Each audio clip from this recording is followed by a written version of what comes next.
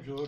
Je précise que nous sommes aujourd'hui mercredi 1er juin 2016. Vous nous recevez ici même chez vous à Lambagne.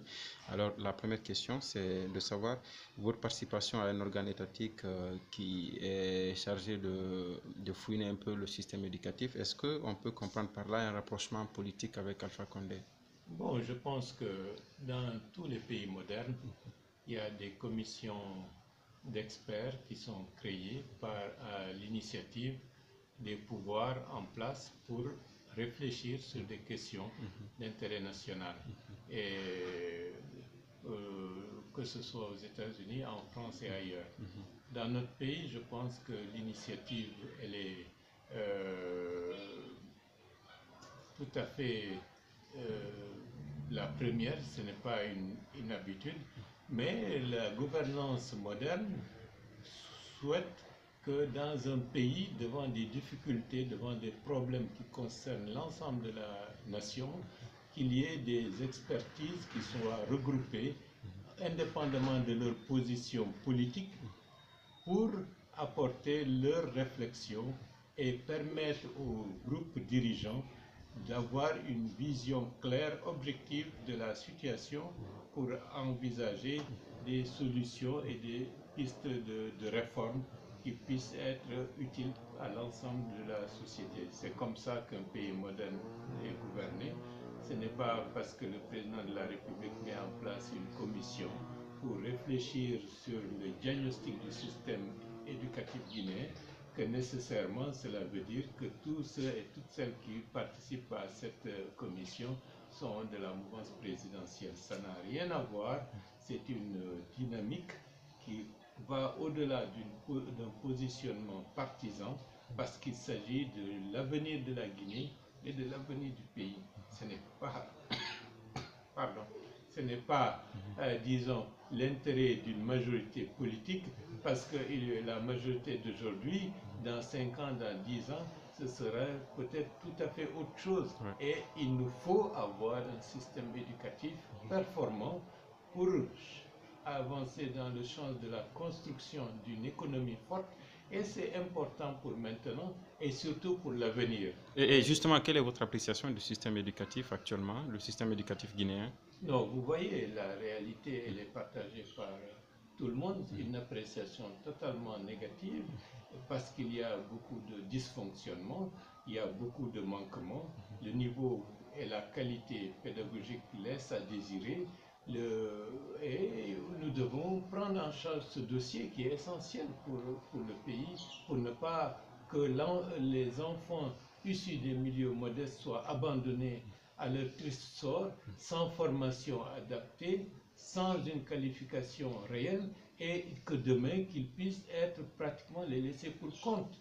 Le pays a besoin de tous ces enfants, et dans le cadre du travail qui nous a été confié pour mettre en relief un diagnostic exhaustif et objectif du système éducatif guinéen, j'espère que nous pourrons contribuer dans une certaine mesure à faire que des réformes puissent s'engager pour l'intérêt de tous ceux et de toutes celles qui ont intérêt à ce que leurs enfants étudient dans de meilleures conditions et aient une formation digne de ce nom. Est-ce que la feuille de route vous a été déjà remise? C'est que le chef de l'État attend de cette commission? Non, il attend un diagnostic exhaustif sans complaisance et sans tabou de la situation du système éducatif guinéen. Oui. Et vous, votre rapport personnel, on vous connaît ancien ministre, mais pas de l'éducation, on vous connaît aussi ancien banquier. Qu'est-ce que vous pouvez apporter dans le secteur de l'éducation? Bon, vous savez, pendant 10 ans, j'étais le responsable de la formation d'une entreprise bancaire de grande envergure. Pendant presque 15 ans, j'ai contribué à donner des formations à des banquiers, à des cadres qui sont devenus, dans une large mesure, les meilleurs et les principaux qui gèrent le système bancaire de ce pays. Oui. Et aussi, j'ai enseigné, comme vous le savez, dans des écoles de l'enseignement supérieur de la place. Donc, le monde de l'enseignement ne m'est pas du tout étranger, tout au contraire, ça c'est la première des choses. Et deuxièmement, en tant que responsable politique, je suis tout à fait intéressé au premier point à ce que un des graves problèmes de notre pays à travers l'éducation que je participe de manière modeste à apporter un éclairage et des pistes de solutions pour que ce secteur puisse reprendre, disons, le chemin du redressement. Après les résultats, parce qu'on attend de vous peut-être un rapport, après cela, est-ce que c'est la fin de l'aventure avec la gouvernance alpha ou bien vous comptez y rester encore? Mais que veut dire l'aventure avec la gouvernance? Non, mais avec ce comité, est-ce qu'après vous donnez le rapport et puis voilà, vous prenez vos distances ou bien si le chef de l'État vous sollicite peut-être pour être ministre de l'Éducation pour mettre en pratique ces recommandations, vous accepterez? Non, la question n'est pas posée et Oui. la question n'est pas d'actualité puisque je vous ai dit, mon axe prioritaire dans la phase actuelle, c'est redresser l'UFDG et en faire une opposition constructive pour préparer une réelle alternative pour le pays dans les temps à venir. Qu'en est-il d'ailleurs, M. Ba, de votre combat politico-juridique, disons, au sein de l'IFDG, en tout cas par rapport au contrôle, au leadership de l'IFDG que vous avez ouvert depuis très longtemps? Non, ça avance et je pense que le terrain, bon, de ce point de vue, reflète une dynamique qui avance et la vision, l'approche constructive, c'est par rapport à ma participation à cette commission. C'est une manière de montrer qu'on peut faire la politique autrement. On peut être d'une opposition autrement, pas une opposition crypto-personnelle qui consiste à dire tant que ce n'est pas moi qui suis sur le fauteuil, rien ne va et tout va mal. L'approche constructive, c'est prendre en compte l'intérêt du pays et peu importe la place que nous occupons à l'heure actuelle, mais apporter nos meilleures idées et nos meilleures approches pour permettre à ceux qui le veulent d'utiliser cela pour que le pays puisse aller dans le sens du progrès.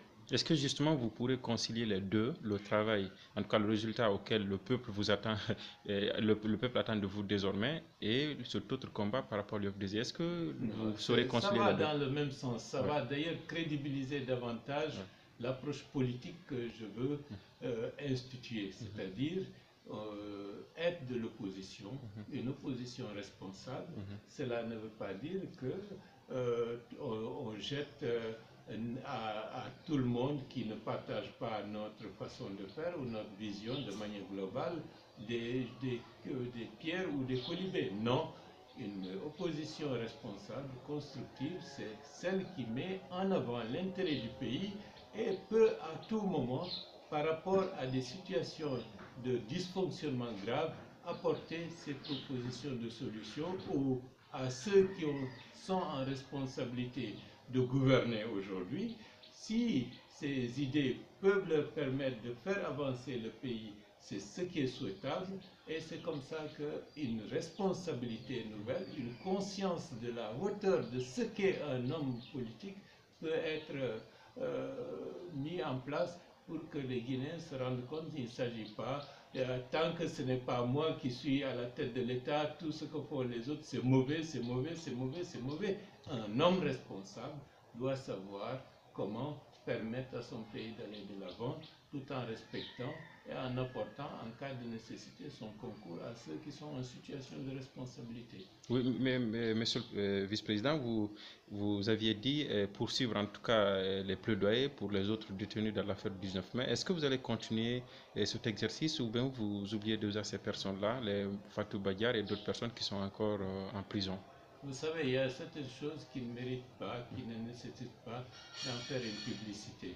Ce qu'il faut rechercher, c'est une solution effective à des détresses humaines, à des cas de privation de liberté. C'est ça qui est le plus important. Et de ce point de vue, je vous dis que je ne suis pas du genre à abandonner des gens qui souffrent.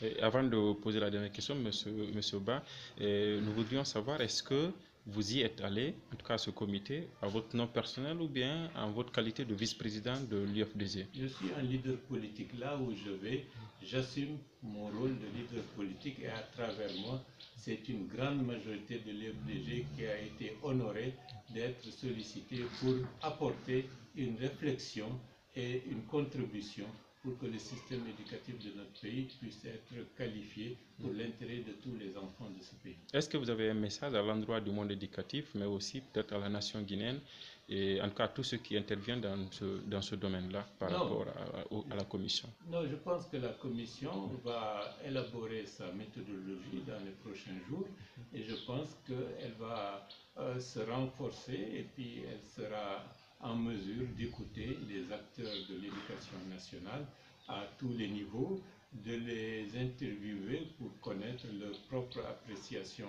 de la situation de l'école guinéenne et puis d'écouter les parents d'élèves, d'écouter les élèves, de faire en sorte qu'il y ait dans une certaine mesure une certaine interactivité entre tous ceux qui sont autour de l'école et la commission pour que le diagnostic soit un diagnostic en profondeur, un diagnostic sans complaisance, un diagnostic qui transcende les clivages de positionnement soit de la mouvance ou de l'opposition, parce qu'il s'agit de notre avenir à nous tous et de l'avenir de tout pays à travers l'éducation nationale.